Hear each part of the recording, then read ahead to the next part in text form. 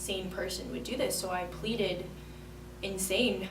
And because I was granted sane, I've now got a life sentence in prison.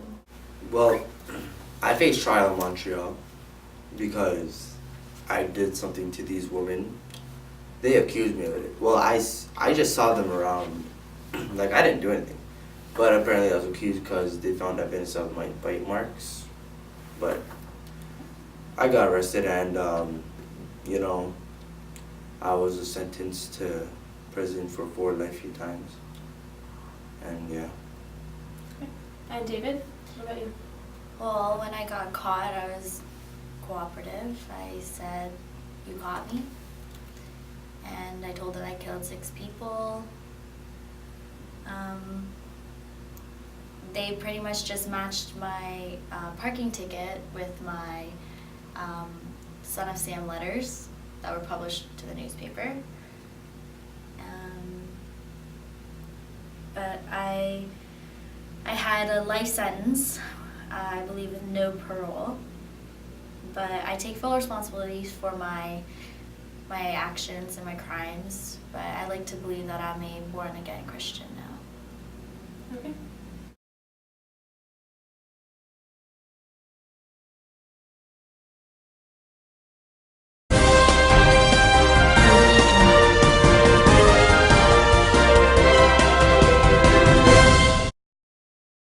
Good evening, ladies and gentlemen. This is Seneca News, broadcasting live from King Campus. I'm Aoife McNally. And I'm Jennifer Siri. And today we're going to be discussing the comparisons and contrasts between 3 of the world's most notorious serial killers. As you previously just saw in the interview we aired, tonight we will be discussing 3 serial killers: David Berkowitz, Wayne Bowden, and Jeffrey Dahmer. We will be using the custom edition from Seneca College on psychopaths and serial killers to critically analyze and discover the serial killers' ways and motives based on their personal history, family history, motivations, and their punishments. You know, Jennifer, I have noticed a lot of comparisons between these 3 serial killers. Yeah, and I noticed a lot of contrast between them. We should discuss them. We should. So let's just get right into the personal history. So, Eva, tell me some of the comparisons that you found. Of course. Well, when it comes to personal history, there's always greed. There's that desire for power, the glorification of violence. Yeah. And, we deal with poverty, we deal with unemployment, poor education, faulty parenting. There's so many factors. And those are kind of what designate the group that deviates from society and norms, and those are the major things that cause this production of crime. Yeah. So, when we kind of get into comparisons here, if we take a look back at the interview that we just watched, especially between David and Jeffrey, I think the most comparisons, especially between alcoholism, because they both turned to that in their later years.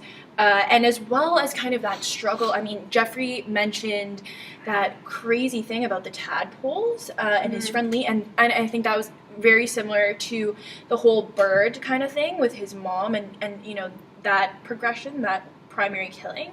And also the major struggle, which we're also going to reference in the textbook because there's just so much support behind this, is them not being liked in school and them being so antisocial. But Eva, there are a lot of differences that I saw. For example, reference to your last point, Jeffrey and David, they were very shy. They didn't socialize with anybody at school, but Wayne, the other serial killer, was very aggressive and he was not shy at all. I'm not sure where that came from though. And also Jeffrey had an unnatural relationship with his mom. Yeah, that's pretty crazy right there. And his parents were divorced when he was 18, and he was very upset about that. I feel like that had a major impact on his life. And the other 2 did not have any parental problems. Yes, and you're right, and you could see that in his face when he talked about it in the interview, that, like he said, he watched his parents' marriage just dissolve. If you reference the textbook in general and just Freud and these psychosexual stages of development, especially the oral and phallic stage. Yeah, it's very evident with Wayne Bowden and the oral stage. Yeah. I've noticed that with the oral stage, he hasn't fully developed past that, and he seeks gratification through women's breasts. And I think it developed with like an early stage with his mom and the breast sucking, and he just didn't get past that. And same with David Berkowitz with the phallic stage. I think he did not develop past that and developed an unnatural relationship with his mother. Yeah, I completely agree. And when we look at the origins of this criminal behavior and kind of like social risk factors, especially with Jeffrey and David, I think in terms of peer rejection, that is a huge one.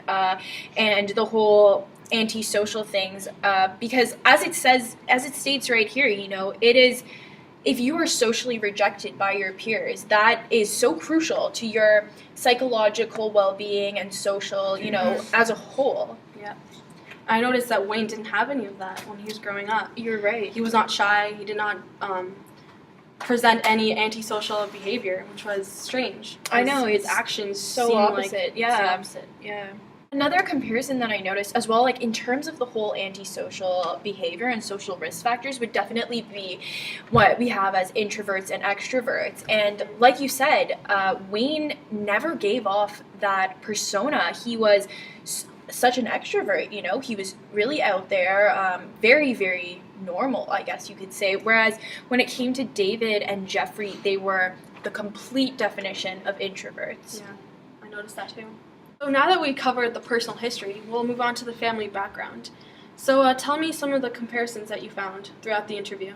Okay, well, I think the first major thing is that all three serial killers had somewhat normal upbringings, they were all raised really well. I mean, like in terms of economic and social status, none of them had undergone poverty, I mean, as far as we know, and as well as mental history, which is such a huge factor. There was no mental history in their family in terms of anything negative, and for any of them. I noticed some contrast though. Wayne's actually Canadian. Yeah, and the other two are American. And unfortunately, there's not much information for Wayne. Yeah, I noticed that as well. I mean, those Canadians. And also, they all have different religious views. Yeah. Jeffrey was going Christian. Yeah, going to church with his grandmother. With his grandma, yeah. And he also found God in jail too. I heard, yeah. Yeah. And David was Jewish. Yes, so those are somewhat similar, but also many very, very different upbringings. Yeah. So when we look at family history, especially in reference to our textbook again, a huge term that stuck out to me was the idea of parental monitoring. And this is kind of the idea of parenting styles and antisocial behavior. And like it says right here, this is like the parent's awareness of their child and their peers and, just what they're doing in their free time, their activities, sort of all of those things like physical whereabouts that contribute to the child's upbringing. And I noticed that for all those three serial killers, their parents were never around. They were never there for them. I wonder if maybe that had something to do with their childhood. Maybe their parents were not paying any attention to them, so they're just putting it out on their children. I'm not really sure. Yeah, it's such a great question, and it also ties a lot into other things in family history. I mean, we know that there's supposedly no mental illness in terms of the research that we've completed, but what about things such as birth exposure? And how do we know that these parents weren't consuming alcohol or lead when their child was being born? Like these are other huge factors that may not have ever been mentioned or may not have even been realized. Yeah, especially with alcoholism. David and Jeffrey suffered that. Yeah. And, when mother's pregnant and they drink, the alcohol can circulate in the system and end up in the baby's circulation. Yeah. And that can also affect them later on in life as they get those drugs into their system. They'll get addicted to it and those eventually will start going into that direction. And another thing as well is we talked about it in personal history, this relationship with figures and the whole stages of development, but there's so many sources here that state that serial killers are frequently found to have unnatural or unusual relationships with their mom, and that also somewhat ties into family history. Yeah, I agree. When we look at motivation as a whole in terms of our 3 serial killers, and in 1988, when Holmes and DeBeauger came out with this whole, like, certain elements that allow us to distinguish between other forms of murder and serial killers, and they had these 5 great elements that all sort of, I read them and I'm like, almost every single one of these is relevant. Now, when we move, like, we've already discussed our family history and our personal history in terms of them, but another huge factor with the serial killers is their motivation. And, I noticed Wayne and David did the typical kind of thing, and they had all female victims. Yeah, but Jeffrey, he had male victims. Yeah, and Very all different of them. direction. Yeah. Yeah, all of them were male victims. And then another important motivation that I noticed in terms of comparisons is that David and Jeffrey both grew up with a huge lack of intimate relationships. And when I say this, I don't mean with their family members, but just in terms of, like a girlfriend or a boyfriend or anything like that. They always, they never had something like structured or concrete.